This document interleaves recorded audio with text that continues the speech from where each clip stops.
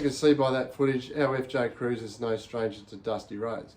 If your FJ Cruiser is no stranger to dusty roads and you'd like an oiled uni filter, what I'm doing for one lucky subscriber is giving you the chance to take this uni filter and put it in your FJ Cruiser. I'll explain why I don't use it. Nothing wrong with it, I just find it a little bit messy. So if you're keen to get a uni filter, hang around, I'll tell you how you can get that later on. I'll have that open for about a month as of August, September 2024. I'm going to have a look at the FJ now and I'll show you what I do personally to stop ingress into the engine and into the cab of the FJ. To remove the airbox lid, you've got to undo the 4 clips on top or on the side of the airbox. So you've got 1, 2, 1 over the back, 3 and 4. Carefully lift up the lid. Be mindful of the wiring for your MAF sensor there. Don't stretch that too much. You could unclip this, but they are a little bit finicky and you can break that clip. So carefully just lift it up, hold it up, lift out your air cleaner, and that's it. While you've got the filter out, just check inside, make sure it's not full of water or anything. Also check the little nipple on the bottom here. Give that a bit of a squeeze because that can get blocked up. That's actually let out excessive dirt, dust and water. You see where mine's been draining out. Quite often I check that. Torch, shine it up the intake, have a look at your MAF sensor there. That should also be nice and clean. If it's dirty, I've done another video for you to have a look how to clean your MAF. And just make sure that there's not a heap of dust there on top of the lid also. A little bit of dust is fine, but shouldn't be excessive. I'll show you what I do now to reinstall the air filter in the airbox. Fit the new filter in, very simple. Obviously make sure that the fluffy side or the little, I don't know what you call that, gauze I suppose, is facing down. This is a genuine Toyota filter. I only use genuine filters. I'll explain a little bit later on why. What I do is put a small bead of grease, that's my own personal preference, around the top of the lid and the top of the filter. Just drop it in, make sure it seats nice. Down here is like a little tongue. Just got to make sure that that lines up like that, and then just clip in the 4 retainers. That's your filter done. People have a tendency to remove that little cyclonic, I suppose, fan inside the intake there. I actually had mine out and it makes no difference to leave it in. I'd use it with towing. If anything, what it's going to do is restrict how the filter is supposed to work or affect how the filter is supposed to be working. So what it does is it will cause the air to circulate around the bottom of the airbox. It forces air or dust and water down to the bottom of the airbox to come out of that nipple. So if it was my car, and it is my car, I wouldn't remove that particular impeller inside the intake.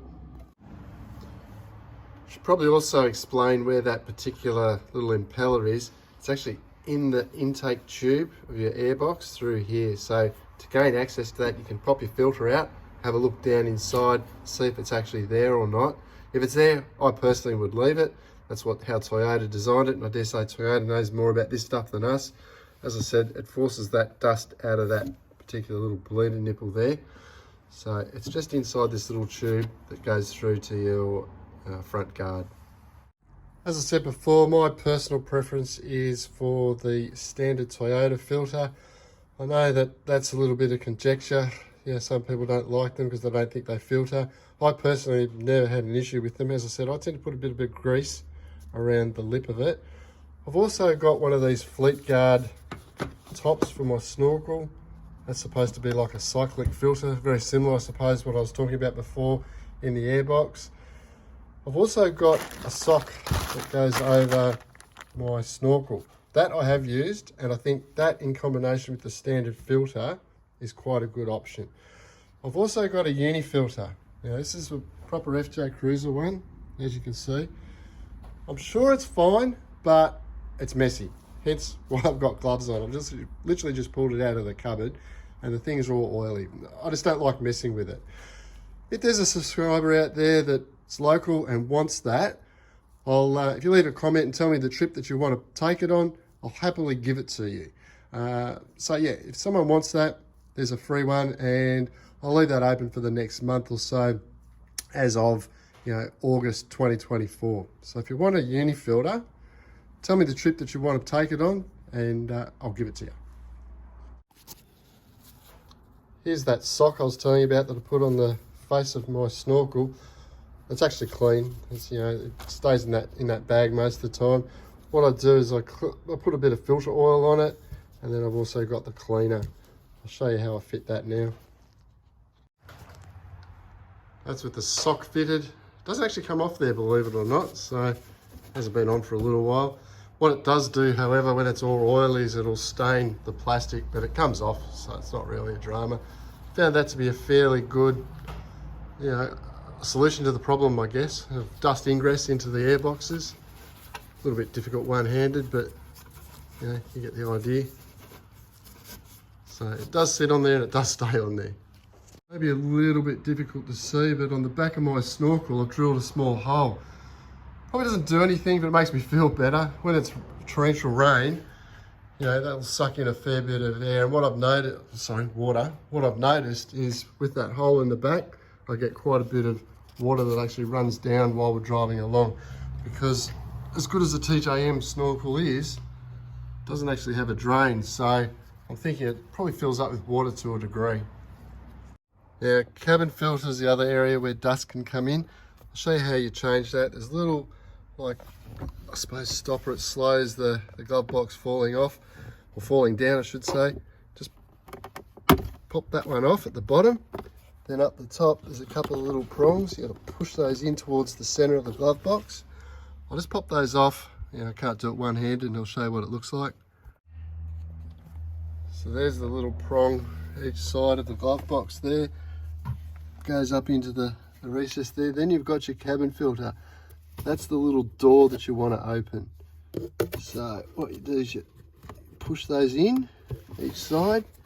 The little tangs there, I suppose you call them.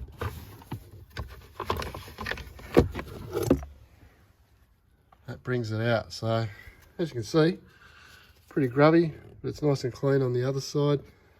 Pretty sure that's a genuine. I could be wrong though. Correct me in the comments if you know that I'm wrong. And then, as you can see, it does a fairly decent job. It's a bit of dust and things up in there. And to replace it, simply just push it back in till it's seated, and then just give it a gentle push. That makes sure it's seated in because you don't want that coming loose. And then it's just a matter of closing the glove box again. Obviously watch out for your little closer there, or your the gas strut, I suppose you call it. And that's what's likely to happen as well. It's probably a good example. Hang on, and I'll get both hands and try it again. So I'll show you that again. These are the two, I suppose, little prongs that you need to push in. So carefully push those in and it'll lock in. You hear it lock in like that. Then you hook on your gas strut over the other side. Little gas strut there. Just pushes in. Glove box is back to normal. Talking about dust ingress into the car itself, this is how I personally do it.